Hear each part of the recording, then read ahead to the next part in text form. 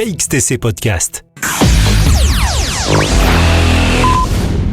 Le samedi 28 et le dimanche 29 mai 2022, à l'Espace des Arts, au Pradet, dans le Var, avait lieu la première édition du Salon du Livre du Pradet. Écrivains et journalistes, interviews, conférences, débats. France-Olivier Gisbert nous parle de ses livres En attendant De Gaulle et Le Sursaut. En attendant De Gaulle, c'est un recueil d'articles avec une longue introduction.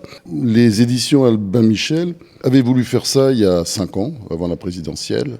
Bon, je les avais laissés faire, j'avais fait l'introduction comme ils me l'avaient demandé. Je pensais pas que ça marcherait. Bon, ils ont été très surpris du succès et donc ils ont décidé de recommencer. Bon là, j'ai été plus impliqué, disons, j'ai fait une introduction d'ailleurs beaucoup plus longue. C'est des recueils d'articles et bon, si vous voulez, donc tous les sujets sont traités. Les sujets d'actualité, évidemment, principalement la politique, à travers Macron, la droite, tous ces sujets-là, bon, et puis des sujets de politique internationale, enfin des sujets différents, dans le ton que j'ai adopté depuis longtemps dans mes éditoriaux du Point. C'est le recueil des éditoriaux du Point, avec une préface assez longue, où je décris la situation politique avant la présidentielle, et ça tombe bien, ça colle aussi pour après la présidentielle. De toute façon, les résultats, on pouvait les anticiper.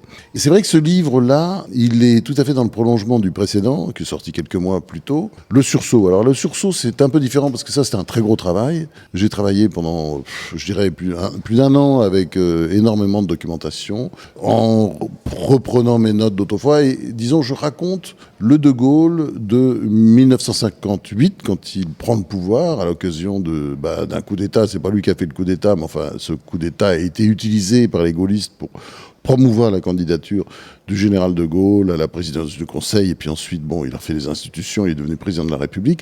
Ça va de 1958 à 1978. C'est un grand projet, hein, c'est l'histoire intime de la Ve République. C'est comme ça que ça s'appelle, aux éditions Gallimard. Et c'est un projet lourd, parce qu'il y a le 2e tome qui va sortir. Après les 10 ans de Gaulle, je vais raconter les 10 ans de Pompidou et de Giscard. D'ailleurs, en fait, ça fait 11 ans. Et puis, il y aura le 3e tome. Le 3e tome, ce sera, disons, une période un peu plus difficile pour la France, qui commence en 1980 avec l'arrivée de François Mitterrand, jusqu'à aujourd'hui avec Emmanuel Macron, en passant par Chirac, Sarkozy, etc. Donc, voilà, j'ai fait énormément de romans. Si vous regardez bien ma bibliographie, j'ai écrit énormément de romans, des romans d'ailleurs qui ont très bien marché. Je pense à La cuisinière d'Himmler, qui a très bien marché en France, mais aussi aux États-Unis, en Espagne, enfin dans pas mal de pays. J'ai écrit aussi Le Schmock, qui a eu un certain succès également. Enfin, j'ai écrit énormément de romans. Si vous regardez bien L'Affreux, ça c'était dans les années 90, ça a été un grand succès international d'ailleurs.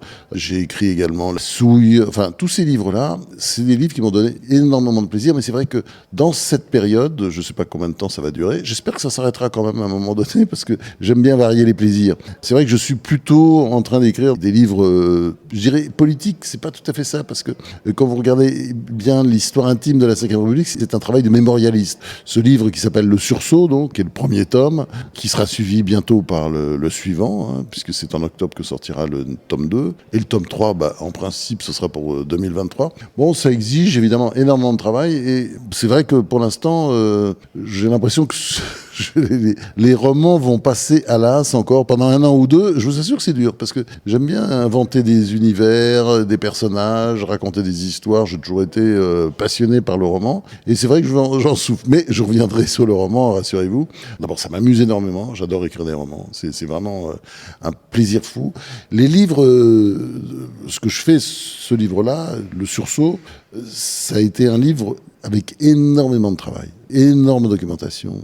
Un travail de chien, d'ailleurs, avec j'habite Marseille, et je dois dire que à la salle à manger, j'avais été obligé de quitter mon bureau et de me mettre à travailler sur la grande table de ferme de la salle à manger, parce que tellement il y avait des livres de tous les côtés. Des livres que j'avais lus, j'avais mis des post-it partout, et plus toute la documentation, parce que j'avais vu, évidemment, quand j'étais jeune journaliste, ça date des années 70, énormément de gaullistes qui m'avaient raconté des choses sur le général de Gaulle. Et à l'époque, je pensais écrire un livre sur le général, donc vous voyez, la documentation était là, et avec évidemment des propos de l'époque, de personnalités importantes importantes comme Pierre Messmer, qui était un des compagnons de la Libération, grand compagnon du général de Gaulle et ensuite Premier ministre de Georges Pompidou.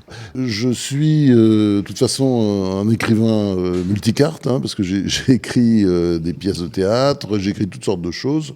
J'ai même écrit de la poésie, mais en général, elle truffe certains de mes romans.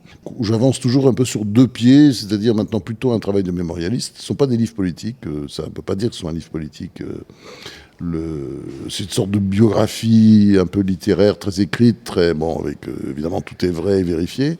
Donc je travaille sur ce type de livre, tout en attendant de me mettre au roman. J'ai 3-4 idées de romans et je vais en mettre là-dedans, et peut-être aussi je ferai un polar dans la foulée. Enfin voilà. J'espère que ma vie sera encore longue parce que j'ai tellement de projets.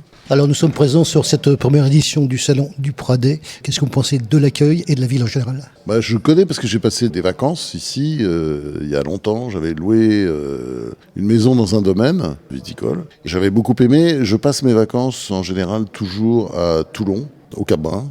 Je loue et j'aime beaucoup la région. Donc je connais par cœur, ça faut pas m'interroger tout sous les au Pradet. Il y a une grande surface qui est pas loin d'ici, c'est là que je fais en général les grandes courses quand j'arrive, le grand casino là pour ne pas le nommer.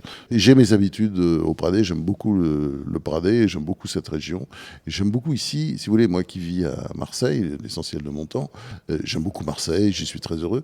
Mais je dirais qu'ici la mer est beaucoup plus belle. Il n'y a pas photo. Les couleurs de la mer dans le Var, enfin c'est pas moi qui dis ça, tout le monde le dit. Tout le monde, mais c'est merveilleux. Et j'aime aussi, je suis très heureux à Marseille, mais j'aime aussi beaucoup l'ambiance de Toulon. Et j'ai une passion pour le cours Lafayette, notamment le petit marché qui est là-haut, quand vous montez le cours Lafayette sur la gauche. Et vous avez énormément de produits locaux, bio ou pas bio d'ailleurs. Enfin, c'est toute une ambiance et j'adore. Et j'y passe très souvent le matin, et notamment tous les week-ends quand je suis en vacances. J'adore cet endroit. KXTC Podcast.